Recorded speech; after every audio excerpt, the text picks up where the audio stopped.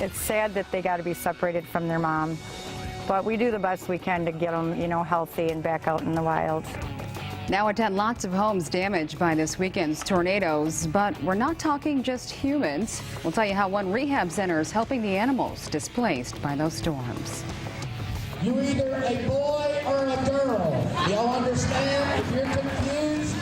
Well, there were comments that didn't get a lot of laughs. The fallout tonight after a local rodeo clown's remarks on gender issues. $9 million gone in just 4 years. It's a financial situation that we first told you about last night. Now questions of legality being raised in Montcalm County. Plus a change of scenery for a West Michigan neighborhood after calling the Fox 17 problem solvers about that blighted home. Thanks for joining us. I'm Christian Frank. And I'm Janice Allen. News at 10 starts right now. From the station with the most local news, Fox 17 News at 10 starts right now. We need justice. We need to have closure, especially not just for the family, but for my grandmother. She was mother of 15, and this is her second child in 2 years who's died unexpected. We need this closure. They need this closure. Friends and family gathering at a home off College Avenue in Grand Rapids, lighting candles, leaving mementos, and sharing stories. Remembering a man who was shot last night during an armed robbery. Tonight, he's been identified as 39-year-old Kenneth Kirkwood. Police say he was renovating that home with his cousin when the two were approached by 3 teenagers on bicycles. Kirkwood was shot multiple times. He eventually died at the hospital. We also spoke to his niece earlier today, who says they're all just shocked by the loss and the random violence. It's been horrible. Horrible. Why? What did he do to deserve that? We think about his happiness, how he was an uncle, a brother, a cousin, a nephew. He's all a father. He's all of that to us. Big loss for the family there. Kirkwood's cousin was pistol whipped last night, but is expected to be okay. Tonight, police are still looking for those suspects, but a fund has been set up at Chase Bank to help out with Kirkwood's funeral expenses. It's under the name Geneva Kirkwood. Meanwhile, an 18-year-old's half-brother is set to be charged as an adult in her murder. The body of McKenna Hilton was found along a trail in Grand Rapids Township last Thursday. A motive and exact cause of death haven't been released yet. Hilton was a recent graduate of East Kentwood High School, also worked at Craig's Cruisers. Her half-brother, 16-year-old Savant Must, expected to be arraigned on open murder charges Thursday. McKenna's funeral is set for tomorrow. I did shed a few tears because it was just the impact of seeing something like that, but quickly moved past those emotions. Yeah, a lot of people getting emotional this weekend in West Michigan. And tonight, the National Weather Service is confirming that 5 tornadoes touched down on Saturday, 3 of them EF1s that hit Bangor, Fenville, and Orleans in Ionia County. The other ones were EF0s. Those are the ones that hit near Rivertown Mall and in northeast Grand Rapids near Perkins Avenue. And while damage around our viewing area was fairly bad, amazingly, nobody was hurt in all this. And while no people were hurt, those storms affected several animals, including newborn squirrels that lost their homes. Fox 17's Michael Dupre is live in studio after checking in with the Wildlife Rehab Center in Grand Rapids to see what other creatures showed up there. Michael? Well, Janice, there was an exotic bird. We'll tell you more about that, but the majority were baby squirrels, some of them just a few weeks old. The tornado knocked them from their nests, separating them from their mothers. Fortunately, though, the people who found them calling out for help brought them to the right place. Oh, there's a baby squirrel. There's a baby squirrel. Dozens of baby squirrels like this one thrown from their homes during Saturday's severe weather. After the tornadoes, the Wildlife Rehab Center getting a barrage of calls. My phone was blowing up all day Saturday. These small faces with eyes too young to open are recovering with the help of squirrel rehabilitators. It's sad that they got to be separated from their mom, but we do the best we can to get them, healthy and back out in the wild. Out of the 17 squirrels brought in, 13 survived. The others, too badly injured from falling from their nests. The litters are about 4 or 5. These babies, just weeks old, are being fed formula every 4 hours. The black one in there is Grizzly. This one's Silky.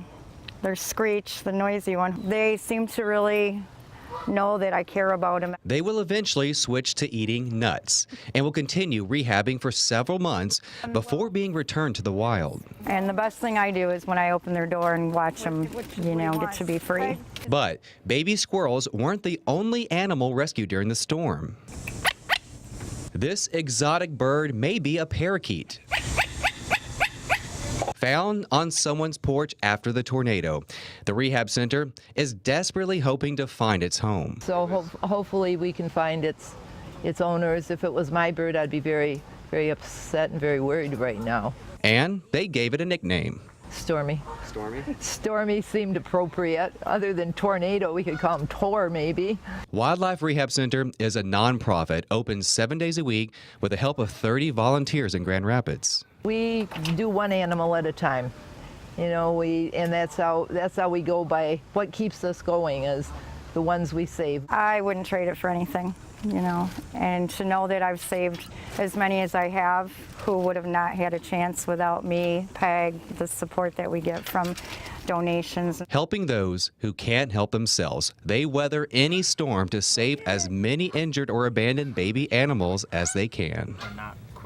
Donations are always welcome. If you'd like to help, the Wildlife Rehab Center is in need of food, supplies, and money to keep things going. And here's their website and number. We've also provided a link on our website, fox17online.com. And if you recognize that bird or know someone who may be the owner, the rehab is very anxious to find its home and return that bird. And you were thinking it wasn't a parakeet? It looks like a parrot. I was thinking so too. I'm not really sure what kind it is, but it can't is be that many of them in feathers. West Michigan, so hopefully somebody recognized them. Yeah, but the baby squirrels, they just take your heart away, only a few weeks old. So good to see them getting, help at that rescue. You don't think about that. I mean, the animals that were affected, the trees toppled over. Yeah, I mean, their homes, their way of life just Yeah. changed drastically, but good to see that there's people volunteering their time to do something like this. Yeah. They're getting the help they need. Michael, thanks for that.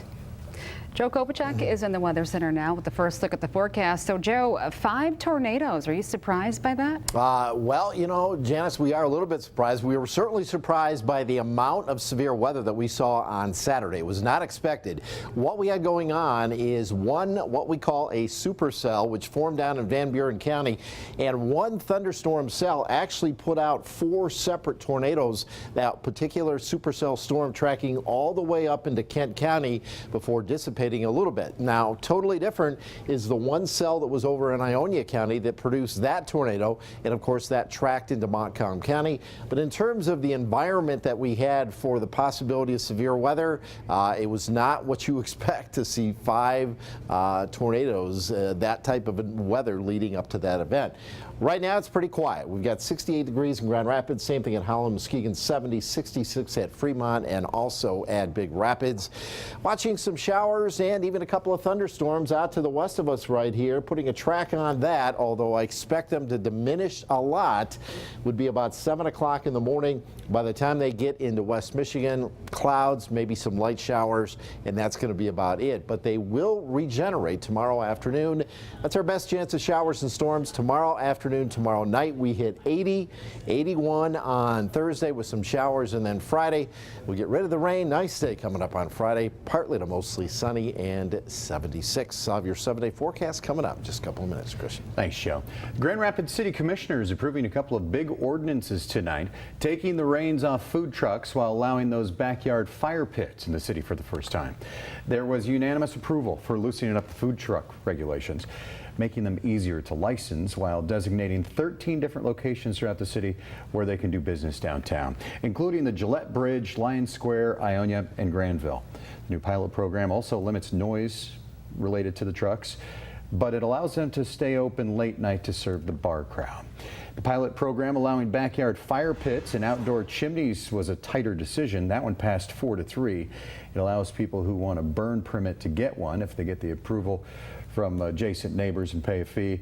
Still needs to be determined how much. Those campfires have to be put out by 10, and neighbors within the 2 houses of the applicant can veto that permit. Again, this is a 2-year program to see if it works.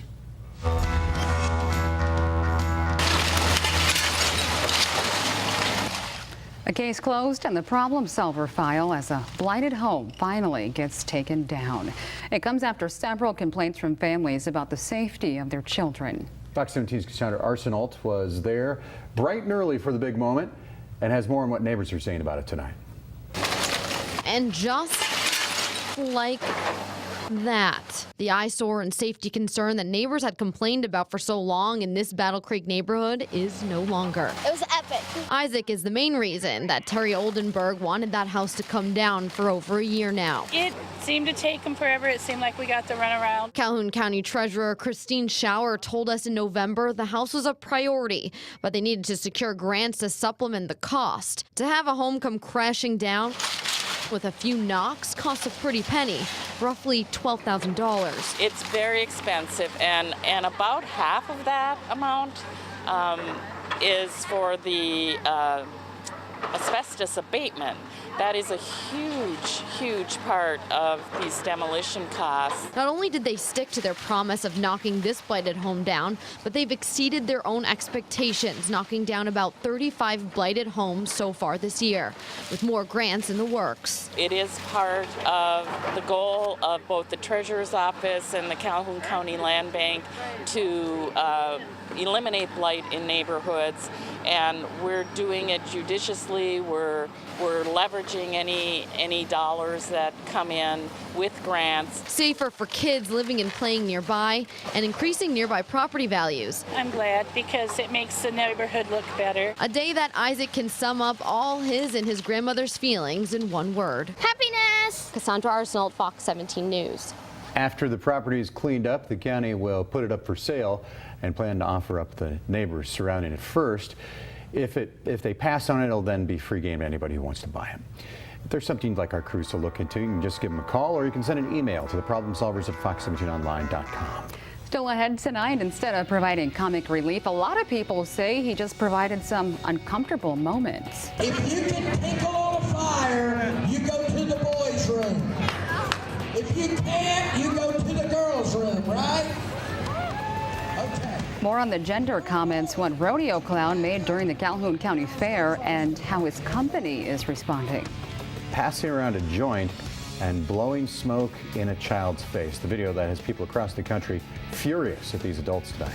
Plus, should kids be required to say the Pledge of Allegiance in school? The form that was sent home with one student that's raising a major patriotic debate.